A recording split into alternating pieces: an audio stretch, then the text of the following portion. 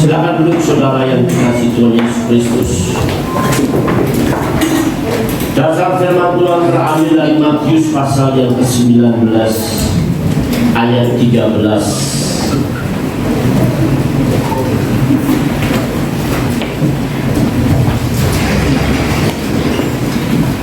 Lalu orang membawa anak-anak kecil kepada Yesus supaya ia meletakkan tangannya atas mereka dan mendoakan mereka. Akan tetapi murid-muridnya memarahi orang-orang itu. Tetapi Yesus berkata, biarkanlah anak-anak itu, janganlah menghalang-halangi mereka datang kepadaku, sebab orang-orang yang seperti itulah yang mempunyai kerajaan Allah. Sebab orang-orang yang seperti itulah, yang seperti anak kecil, yang mempunyai kerajaan surga. Lalu ia meletakkan tangannya atas mereka, kemudian ia berangkat ke situ. Saudara-saudara yang dikasihi Tuhan Yesus Kristus, memang judul hari ini anak dewasa tidak akan memasuki kerajaan surga. Ya, saya juga bingung nih, yang saya kirim PowerPoint-nya kok beda dengan yang di tempat ini, makanya salah itu. Saudara, Yesus jelas mengatakan seperti anak kecil. Seperti anak kecil, bukan anak kecil, tetapi seperti anak kecil lah yang memiliki kerajaan Allah. Sebenarnya saudara, perkataan ini ditujukan juga kepada orang-orang Farisi. Mereka yang merasa dewasa penuh dengan kemunafikan, ambisi, dan ketidakjujuran serta kesombongan. Merasa dirinya lebih dari yang lain. Itu sifat-sifat yang tidak dimiliki oleh anak kecil. Jadi kalau Tuhan memberikan sebuah statement, orang-orang seperti itulah yang memiliki kerajaan surga, berarti orang-orang yang memiliki kerajaan surga adalah orang-orang yang tidak munafik. Munafik itu hipokrit, dia menggali lubang untuk dirinya sendiri. Itu hipokrit. Antara perkataan dan perkataan dan hatinya berbeda. Orang yang hipokrit adalah orang-orang yang munafik. Di gereja kelihatan alim, tapi di rumah kejam. Gereja layaknya sebagai pendeta, tetapi di luar sebagai pendekar. Orang-orang yang seperti ini adalah orang-orang yang munafik. Oleh sebab itu, Tuhan mengatakan orang seperti ini tidak akan memiliki kerajaan surga. Nanti kalau saudara baca dalam Matius 23, hai kamu orang munafik, kamu seperti kuburan yang di luarnya putih, tetapi dalamnya isinya tulang belulang. Itu orang-orang yang munafik. Orang-orang yang tidak jujur, orang-orang yang merasa dirinya lebih dari yang lain, sombong. 1 Petrus 5 ayat 8, Allah membenci orang-orang yang sombong. Sombong itu apa sih? Sombong dalam etika Kristen, aku tidak perlu engkau lagi. Itu sombong. Merasa dirinya lebih dari yang lain. Dan betapa banyak orang Kristen ini saat ini, dia sombong. Dan dipastikan Allah membenci orang-orang yang sombong. Ia tidak akan pernah mewarisi kerajaan Allah. Betapa banyak orang yang sombong dalam arti ia tidak perlu merasa Tuhan. Dia kerja menghasilkan uang, dia cukup, tidak ke gereja pun bisa kaya. Dulu ada jemaat yang saya ingatkan begitu, aku tidak ke gereja aja kaya kok. Berani berkata begitu di depan pendeta, tunggu tanggal main.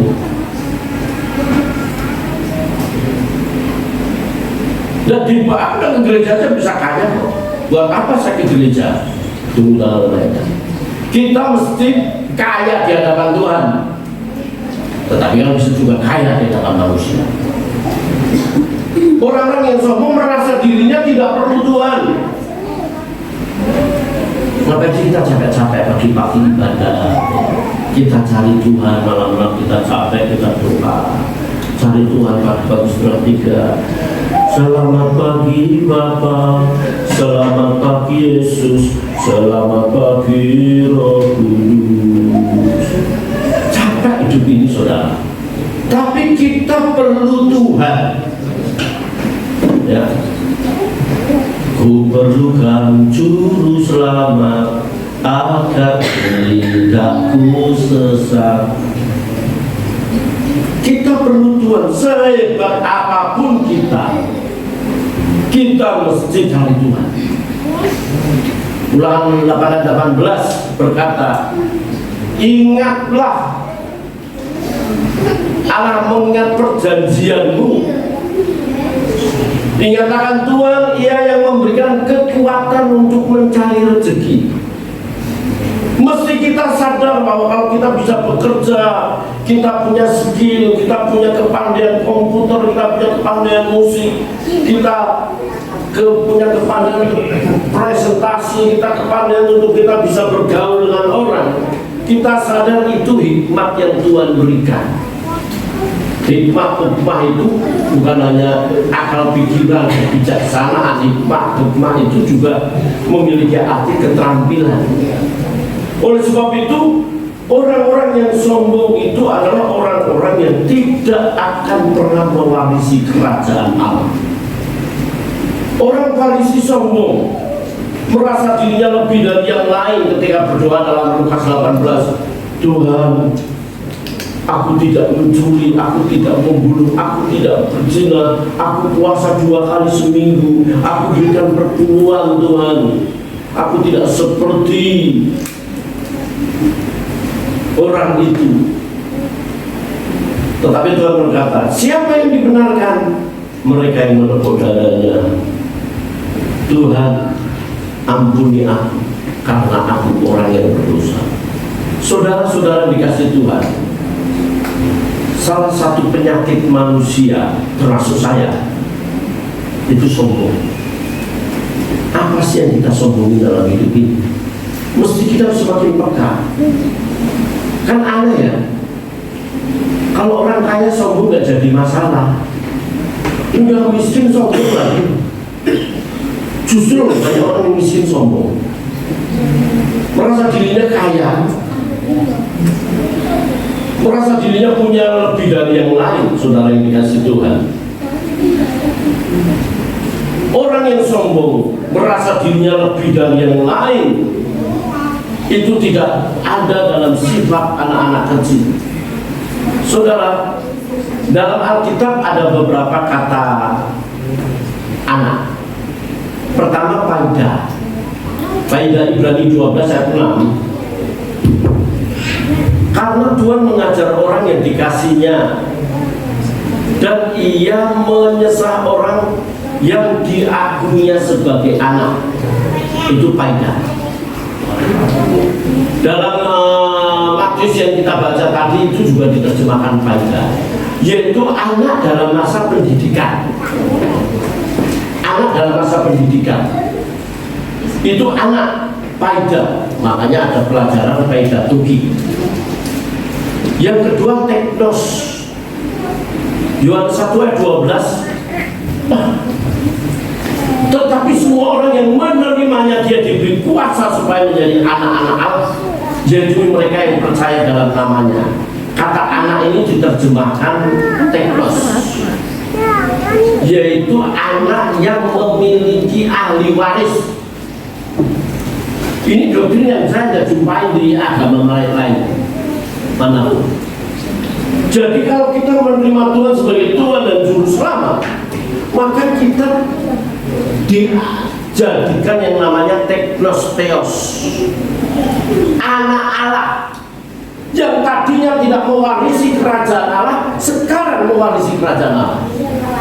Jadi so pasti kita bisa berkata bahwa kalau Tuhan memanggilku, aku masuk dalam kerajaan Allah.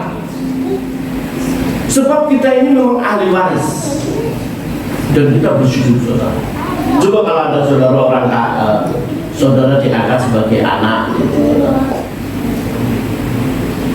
Terus orang tua angkat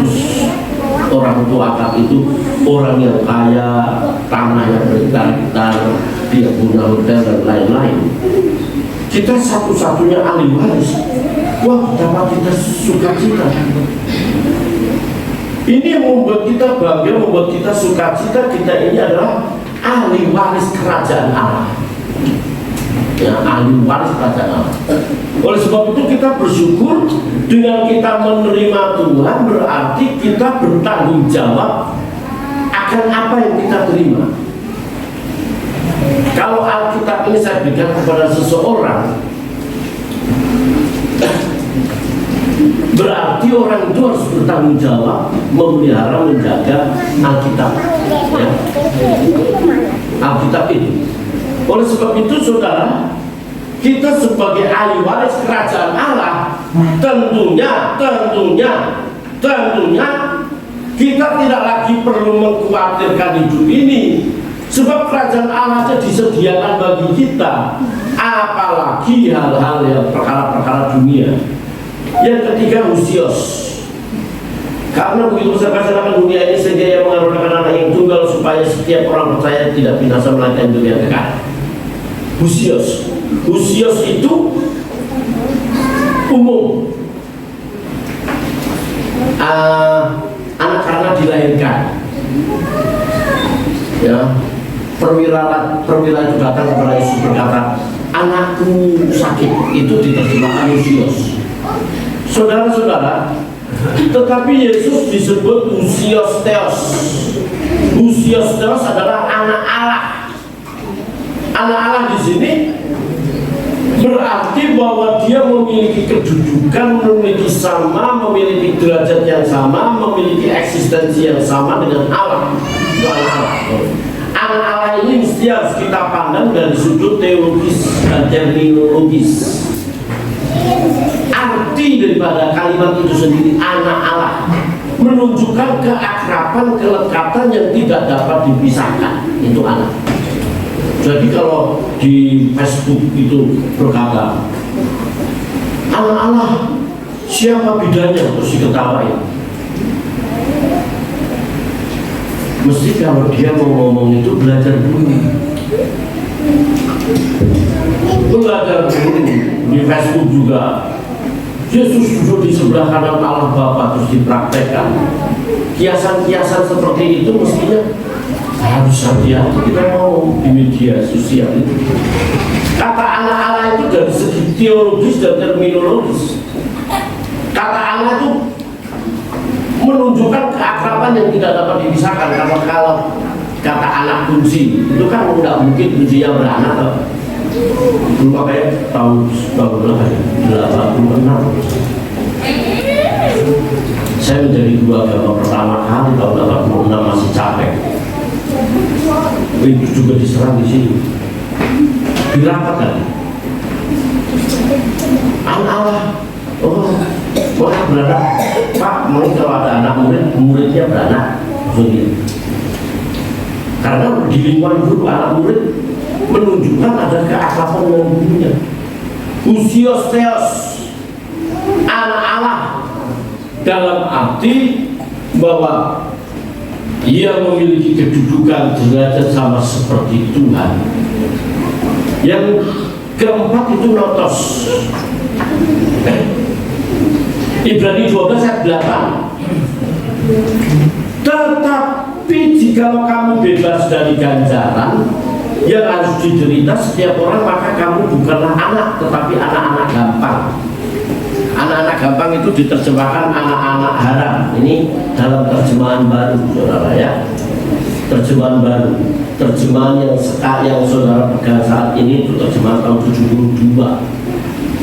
Yang banyak kalimat-kalimat bahasa Melayunya, ya. Makanya saya beli kemarin ini. Saudara kalau punya produk, saudara jangan ke Gramedia atau ke MM, cari cetakan Alkitab terjemahan baru edisi 2. Ya. Sebab ada banyak kalimat-kalimat kayak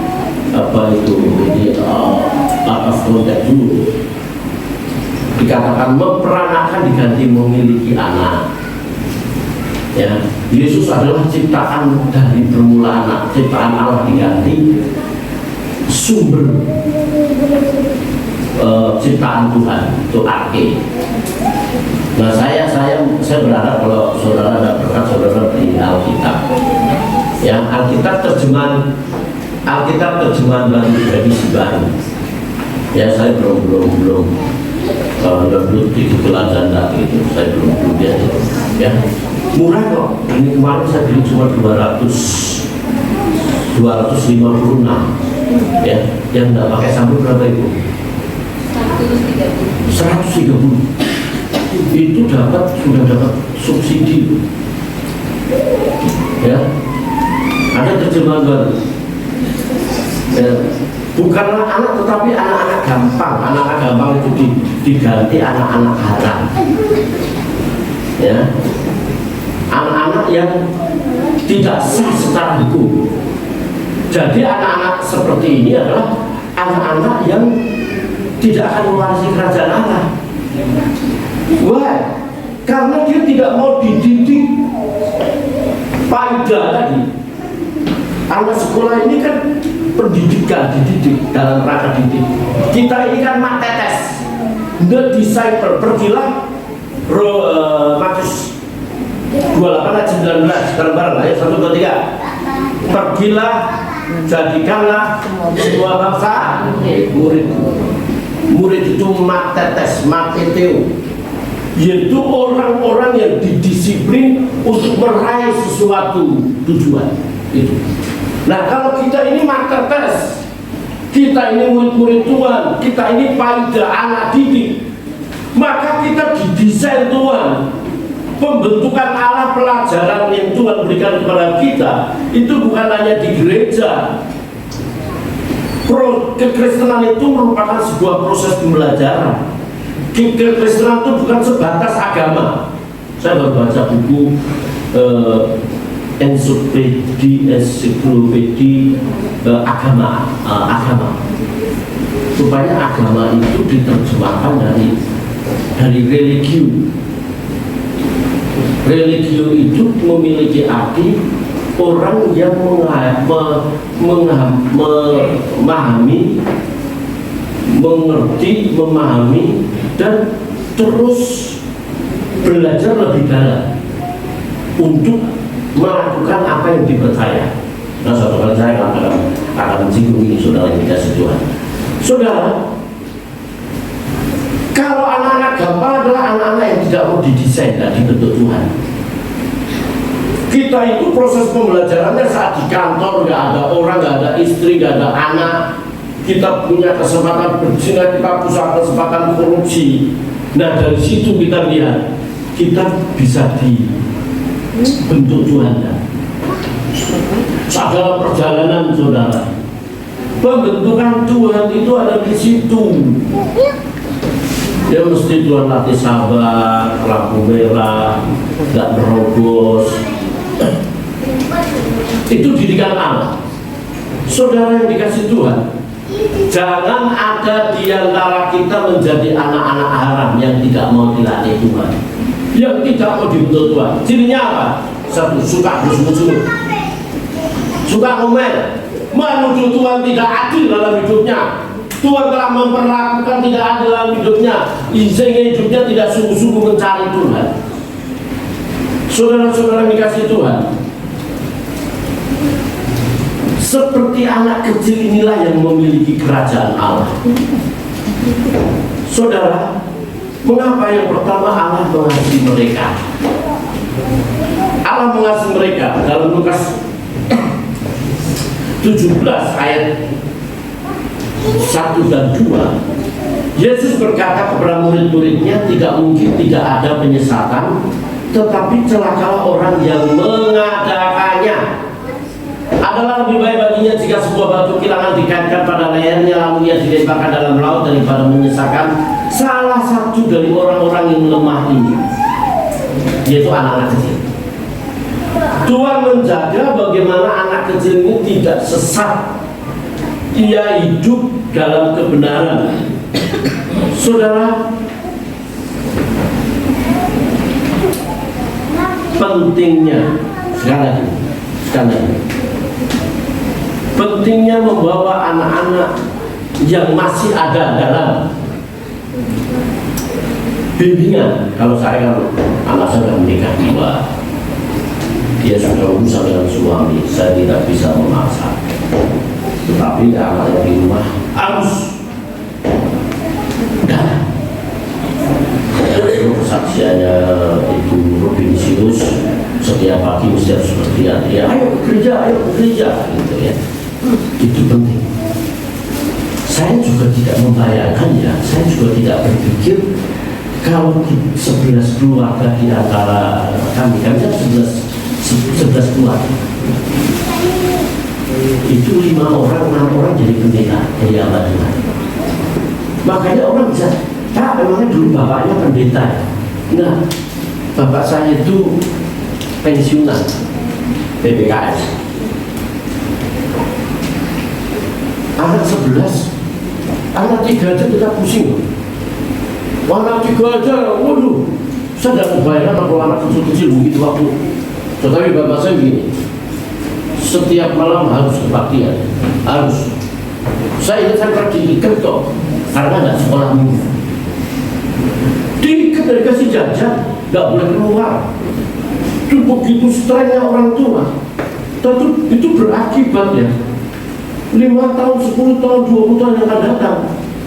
Pertobatan pertama Pak Erasmus masa Doro bertobat, dia berdoa buat adik-adiknya semua. Saya kembarannya. Karena apa? Dari kecil sudah disiapkan. Waktu kecil itu saudara, kalau bengkok bisa diluruskan, tidak terjadi penyesatan. Makanya pentingnya datang beribadah, pentingnya mencari Tuhan. Sekaya apapun, keluarga yang cinta Tuhan adalah keluarga yang terus mencari Tuhan. Walaupun saudara di rumah tidak berdoa bersama seperti keluarga saya pada waktu kecil, saya pun juga di rumah berdoa hanya sama istri. Reaction sudah di atas, sudah jarang sekali dulu. Dan itu yang tidak bisa saya lakukan. Yang ayah saya dulu begitu streng. Ya walaupun ayah saya dulu tidak orang Kristen, tapi karena dia percaya pada Yesus. Ya, saudara, jangan sampai anak tersesat. Oleh sebab itu perlunya pendidikan teologi yang pertama dalam keluarga. Pendidikan apa saudara? Pendidikan teologi dalam keluarga. Apa sih pendidikan teologi? Teo itu theos, logos, ilmu tentang Tuhan. Yaitu di mana anak dibawa mengenal Tuhan dan mentaati. Itu pendidikan teologi. Ulangan pasal 6 ayat 4 sampai 6 saya baca dengan cepat saudara. Dengarlah ya orang Israel, Tuhan Allah itu Esa.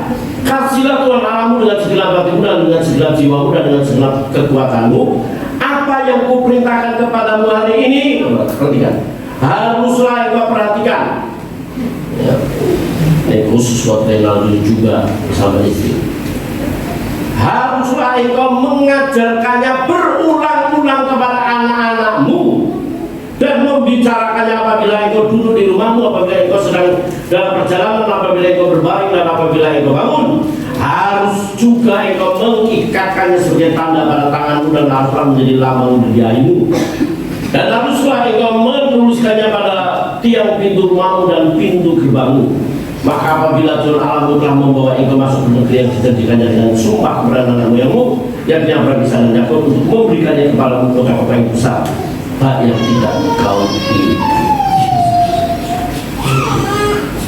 Inilah pendidikan Yahudi. Pendidikan Yahudi itu begitu kuat. Itu yang menyebabkan Musa sampai dia meninggalkan kemegahannya di Mesir. Dia membela orang Israel yang dianiaya oleh mandor. Dia keluar karena begitu Pak, begitu kuat Sadrak, Mesak, Abednego saat dia harus menyembah di dataran dua, dia tidak mau karena dia rasa sosial religiusnya tinggi. Jujur saudara, ini kelemahan orang Kristen, tidak mendidik anak-anaknya dari kecil untuk mengenal Tuhan. Dan saudara kita yang beragama lain, saudara kita yang beragama lain, dia itu pagi-pagi, itu malam-malam, diajak anaknya dipersiapkan untuk ngaji, anaknya dipersiapkan untuk ini. Dia perhatikan orang-orang Kristen banyak sekali kelemahan. Ditambah di sekolah-sekolah Kristen itu jarang sekali guru agama Kristen. Di sekolah-sekolah negeri khususnya. Dulu ketika tahun-tahun 10 tahun yang lalu ya, ketika saya mulai menjadi ketua PGPI, saya minta data di Pemda untuk berapa jumlah sekolah yang tidak ada agama Kristen sampai sekarang. Udah di sekolah tidak dapat pelajaran agama, di gereja jarang datang, orang tuanya nggak ajak berdoa. Kalau dia menyimpang, dia tinggalkan Tuhan, salahnya siapa? Karena memang orang tua tidak mempersiapkan itu. Ajar berulang-ulang, ajar berulang-ulang. Memiliki anak itu semua orang bisa, tetapi membesarkan anak dari segi banyak segi, pertumbuhan mental, spiritual, intelektual, fisik, itu nggak mudah. Tapi yang penting bagaimana dia bertumbuh mengenal Tuhan Yesus saja, dia bertumbuh makin hari makin dewasa, makin dikasih Allah dan dikasih manusia. Maria jelas mempersiapkan Yesus Kristus. Buktinya mana Pak Pendeta? Kita tahu 5-10 tahun kan nggak belajar Torah. 10-15 tahun itu bicara soal tafsir-tafsir Torah. Itu pendidikan Yahudi. Sehingga umur 12 tahun itu anak harus menyampaikan satu pertanyaan kepada imam. Sehingga kalau orang Israel nggak nanya nilaimu berapa tadi, nanyanya apa? Kamu tadi tanya apa? Pertanyaanmu apa? Dengan pertanyaan itu kelihatan intelektual seseorang. Ya kalau saya buka tanya jawab sama mahasiswa, mahasiswa yang nanya, oh ini berbobot, ini kurang berbobot, ini sangat berbobot, ini tidak berbobot. Saya dapat mengukur melihat sejauh mana pengetahuan mereka. Yesus sendiri berdebat sampai tidak pulang, coba bayangkan. Maria dan Yusuf mempersiapkan anak Yesus Kristus itu sampai Yakobus, Yudas yang menurut kita saya ini dipersiapkan sehingga dia menulis buku Yakobus, dia menulis buku Yudas. Itu kan anaknya daripada Maria dan Yusuf. Saudara-saudara yang dikasih Tuhan, anak kecil memiliki simbol, merupakan simbol ketergantungan dan kehormatan. Bergantung sama orang tua, merasa dirinya nggak ada apa-apanya bagi anak kecil seperti Rama, ya, masih kecil, sangat bergantung. Mati hidupnya ada pada orang tua. Itu anak kecil. Nah, mesti kalau kita seperti anak kecil, mati hidup kita ada dalam tangan Tuhan. Artinya apa? Artinya bahwa kita melakukan apa yang bisa kita lakukan dan kita tidak pernah meninggalkan Tuhan. Selalu lekat, dekat, selalu cari Tuhan. Antusias, semangat, gairah mencari Tuhan. Kalau hanya sebatas seminggu sekali datang kebaktian dan tidak mengalami perubahan, apa artinya?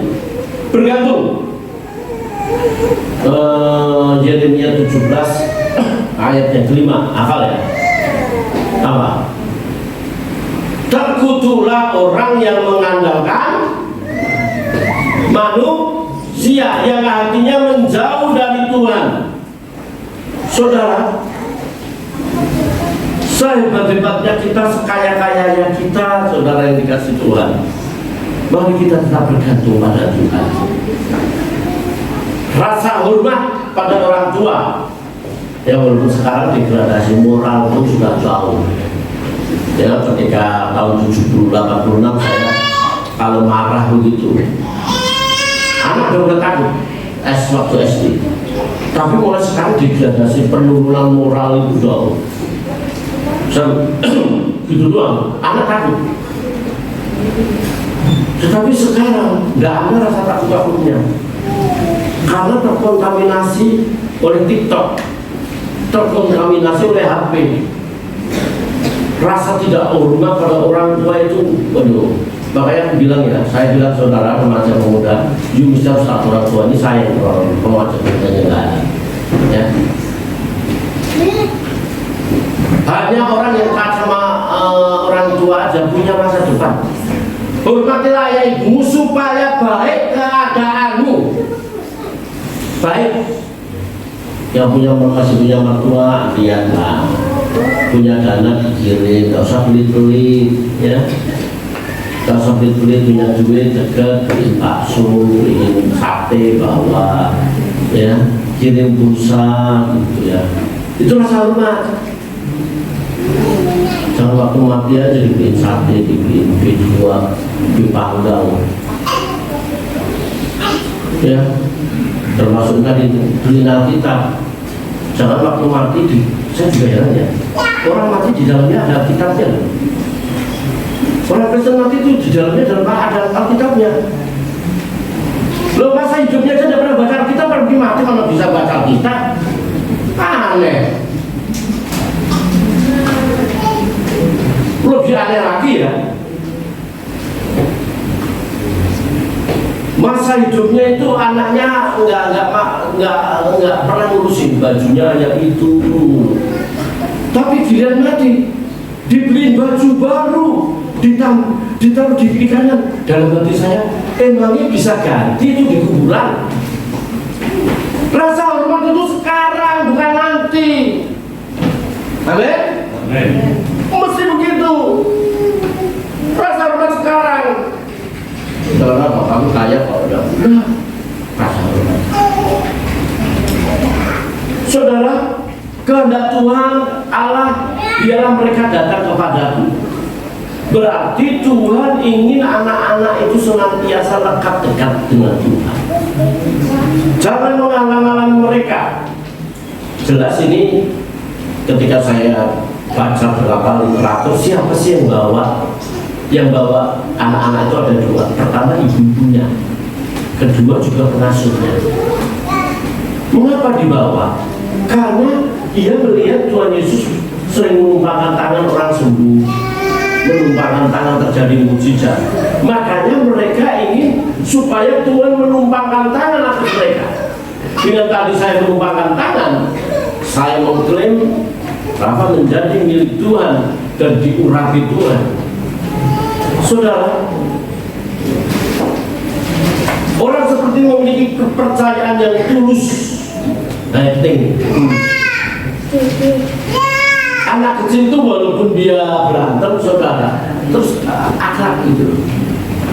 Apalagi di BTN, anaknya berantem, orang tuanya ikut berantem. Anaknya sudah akur, orang tuanya masih bawa golok. Nah, makanya ibu-ibu ini saudara cerdas ya. Dia namanya anak Pak, itu aja.